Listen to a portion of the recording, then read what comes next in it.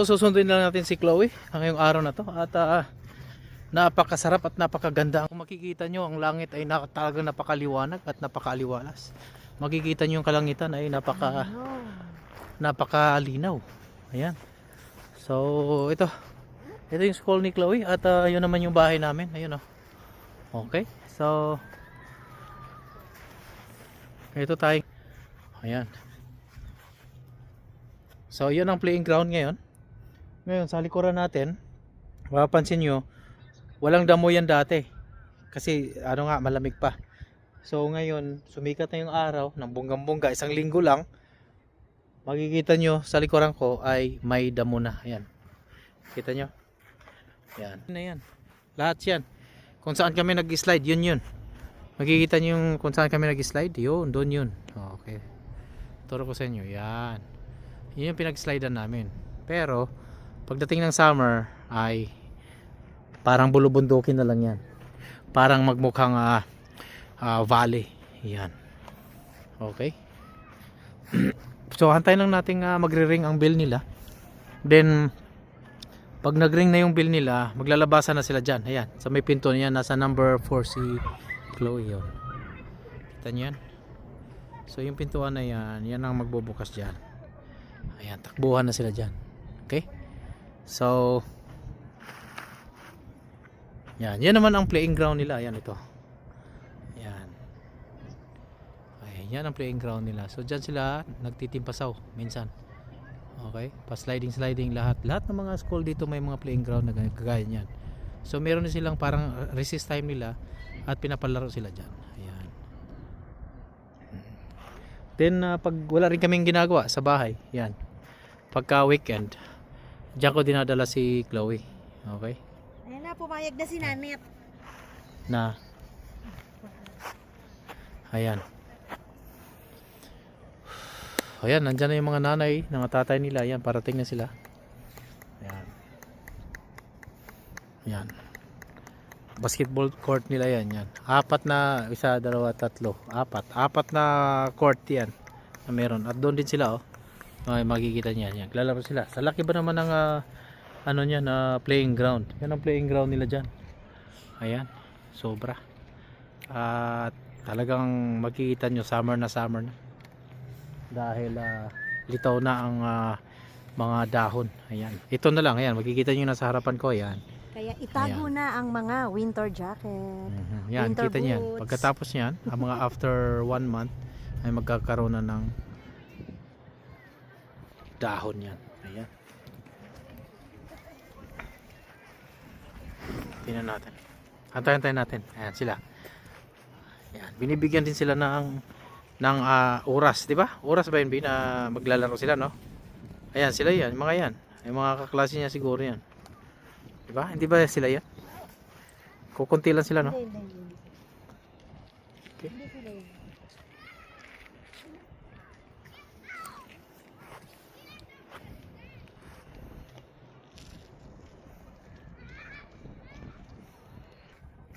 Ayan. So, malamig kapag kayo nasa lilim. Pero kung dito lang kayo sa labas at magpapainit kayo yan, kagaya niyan. Ayan. So, mainit. Alam niyo yun na mainit na makasamang lamig. So, pag nasa lilim ka, malamig talaga. So, kailangan dapat lagi naka-hoodie dito. Ayan. Ayan. Yan si Mrs. Na siya. Naka-jacket pa din. So, mostly naman talaga dito nakaka-jacket. Yan. Okay. Ayan. Nadatingan na ang mga nanay, tatay. Ayan. At kikita nyo may na to. Ibang klaseng kahoy ito. Ayan. Mauuna yung bulaklak. Kita nyo. Mauuna yung bulaklak niya bago yung dahon. So bulaklak muna bago ang dahon. Para siyang cherry blossom din. Ayan. Ang cherry blossom kasi ay nauuna yung bulaklak muna din bago yung dahon. Okay? So kaya ngayong month na to, yun talaga ang season ng cherry blossom. Sa ibang bansa. Dito naman next month pa. Okay? Ayan, maraming bulaklak yan. Maganda yan. Okay.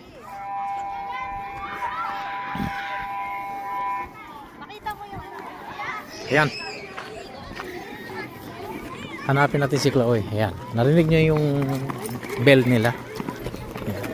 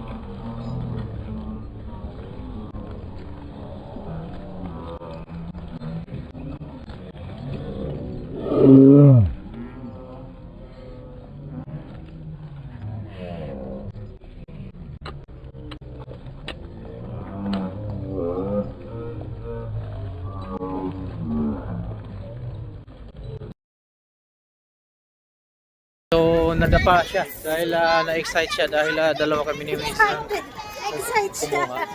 Ayan. Excited So, ka? Yeah, kakul natin, sinabi ko. Mamaya. okay. So, yan. From mom said yes. Yeah. I can't wait to play. So, lahat yan. Ay, tatay yan. Oh, yan. Susunduin na yan. Mga yan. At dito, iba dito, hanggat di nakikita ng teacher nila na sinusundo sila ng mga magulang ay hindi nila binibigay yung bata. Masakit yan. Yeah, it's pain. Yeah. Later, you will feel the ache. Okay? So, i-prepare mo yung damit niya, be. Pagdating sa sakyan, doon mo bihisan. Diretso. Ayan. So, bibihisan namin siya. Dahil alisin kami doon dahil meron akong appointment, doctor's appointment. So, aalis din kami ngayong araw na to. Ayan. So, yan, nanay, tatay, yan, may mga school bus na iba. Then, ang iba naman ay lakad lang dahil ang bahay lang nila yung lapit lang, kagaya sa amin. So, pero mas malapit yung bahay namin. Ayan. Ayan yung condo apartment namin. So, lapit lang sa school. Tsaka ano nila. So, pero hindi pa rin siya pwede kasi dito kasi ay bawal kasi bitawan or pabayaan na maglakad ang bata na ganyan kaliit. Ayan. So, malaking pinagbabawal yan. So, kailangan talaga may susundo. Okay, next time Chloe, don't run Okay. Pupunta kami sa doktor namin. Ayan. At tawid lang tayo sa kalsada, mga kaparigon. Look. Okay.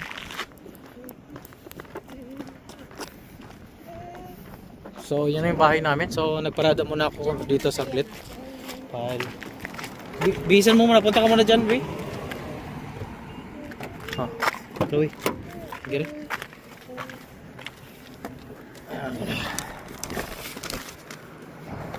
Close the door. So, Nasaan yung ano? okay. Yan. Yan. So, hanggang mamaya ulit. Ayan. So, alis lang kami at pupunta kami sa doktor. Okay. Babush. Bye. 1 hour later. Yan. So, pauwi na kami.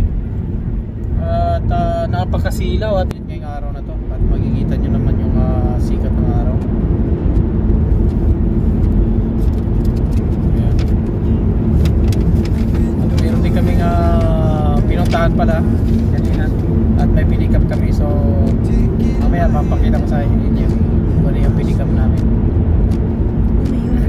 Coffee gone cold on a plastic tray. I keep counting miles like they know my name. Ganito lang ba yan? Ito yan o, Bio. Yung piyaw mo? Ganda. Okay lang eh, mura lang to eh. Magkano lang yan? 120? 110. Oh, okay. 10 lang to eh. Yung 840. Pagka ano mo, yun mga ganyang piyaw. Malalaki. Diba? Yan ang ayan, so mas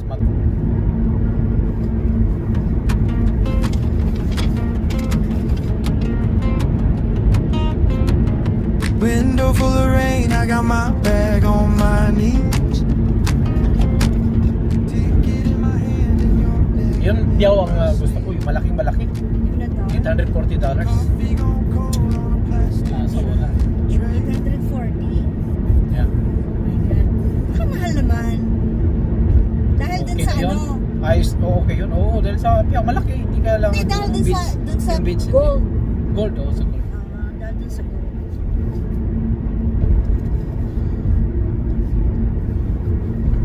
Ayan, so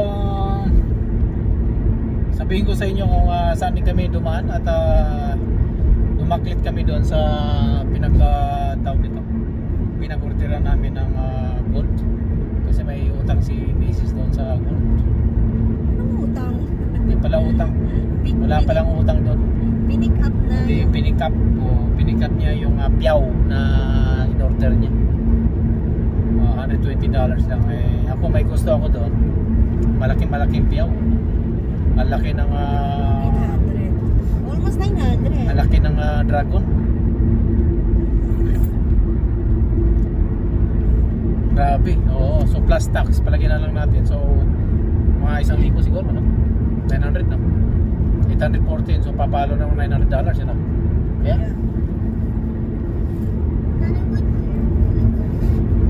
yan. So since na wala naman tayong pera, tingin-tingin lang tayo talaga. Hanggang doon lang tayo. Dahil wala naman tayong kaperahan. Ayan. So ito idugtong yan sa kung saan nagsundo tayo kay Chloe kasi si Chloe hindi pa nakako sa bahay. Sinundo lang namin to. Tapos dumiretso na kami dahil may lakad nga.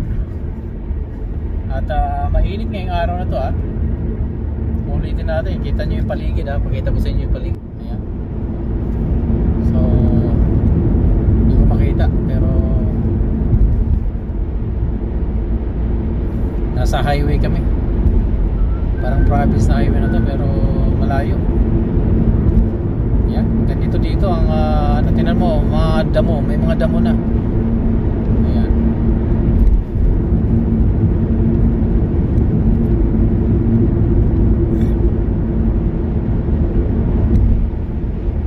So pauwi na tayo.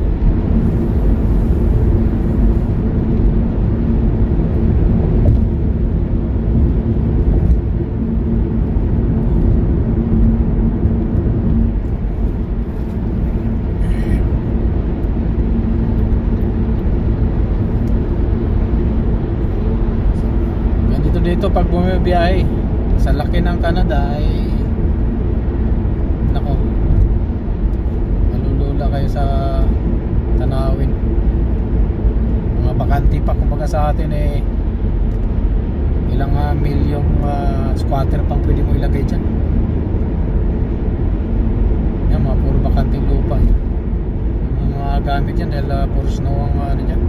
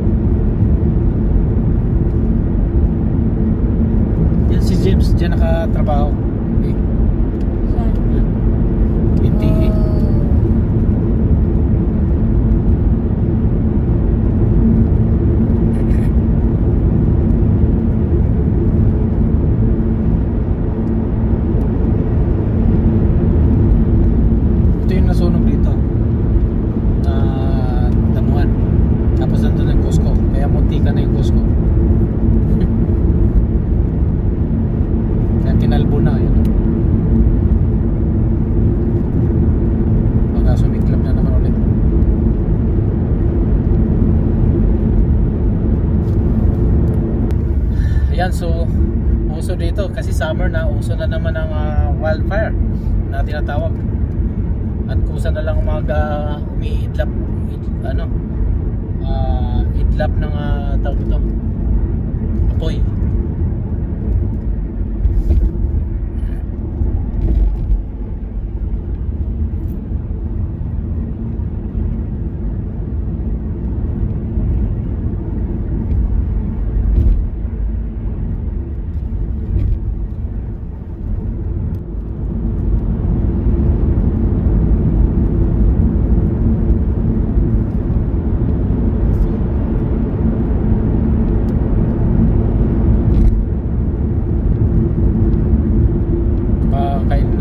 Natin ang sabaw, siguro yun. Ang manok mo doon. Oh. Gusto mo lagyan pa natin ang sayo tayo din Hindi, lagyan natin ng bok choy. Oo, yan pala. Para may lasa. Kasi Oo. walang lasa. Kaso tanggalin mo na yung ibang gulay na nandun. Salayin natin yung gulay para hindi malata. Yan.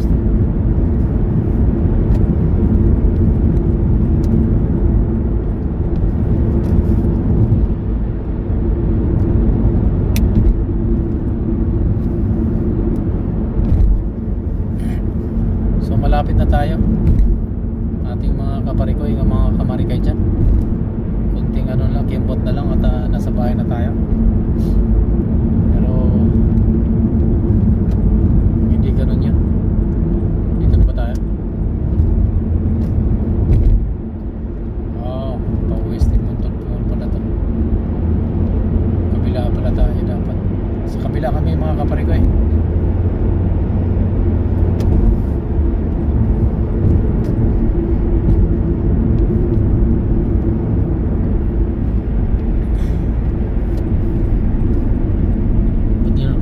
Traffic siya.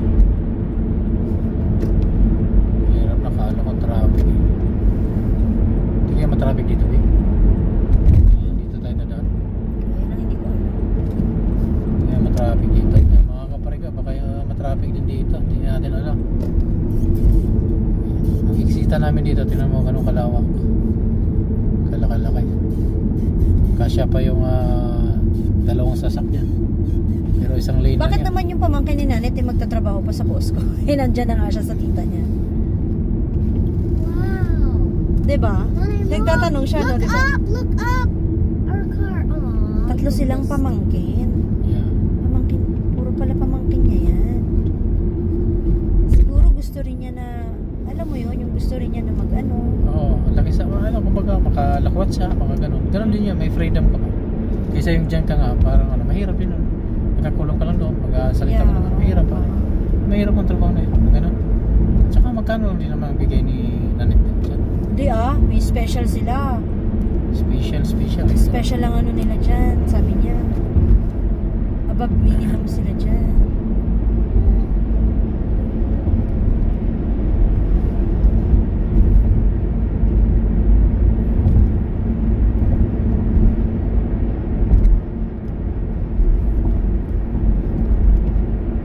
Yung uncle niya, malaki yung sweldo dyan. Mga $60 per hour dyan. $60. Yung si manager. Oo. Ah. Siyempre, habulin niya yung $50 per hour. O,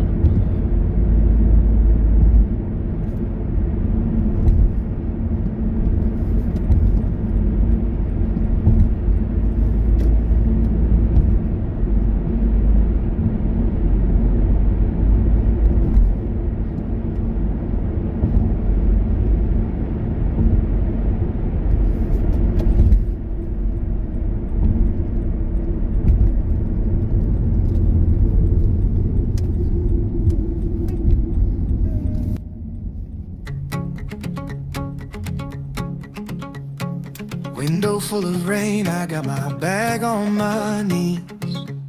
malayo yan. Ticket in my hand and your name in my sleeve. Coffee gone cold on a plastic train tray. I keep counting miles like they know my name. Every sign says closer, every hour says wait.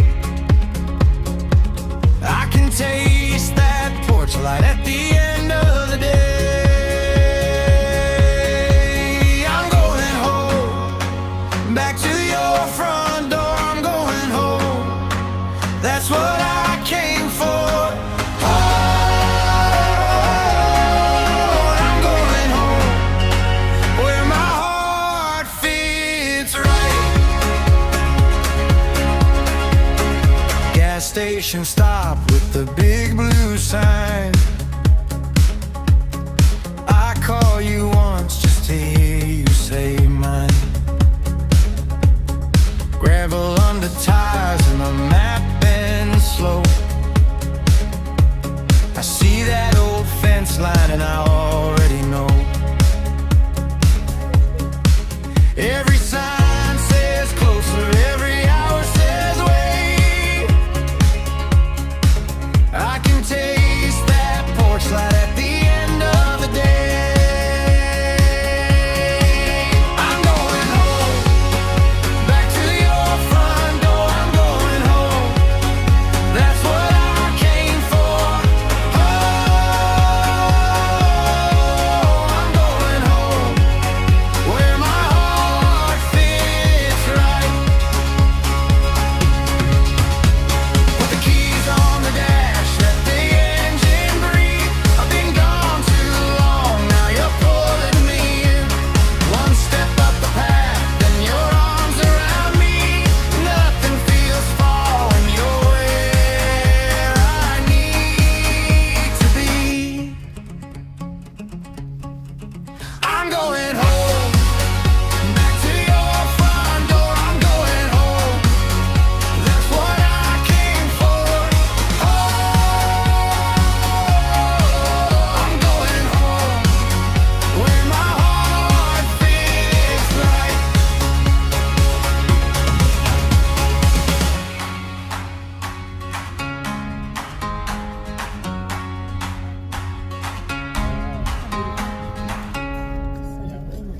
Sabi ko, no choice. Kaya dyan ako nag-park. Yeah. Ayan. Ayan, so maraming salamat ulit sa inyo pagsubaybay sa aking mga kwentong buhay Canada. Kaya dito lang sa Buhay Canada. Bye-bye!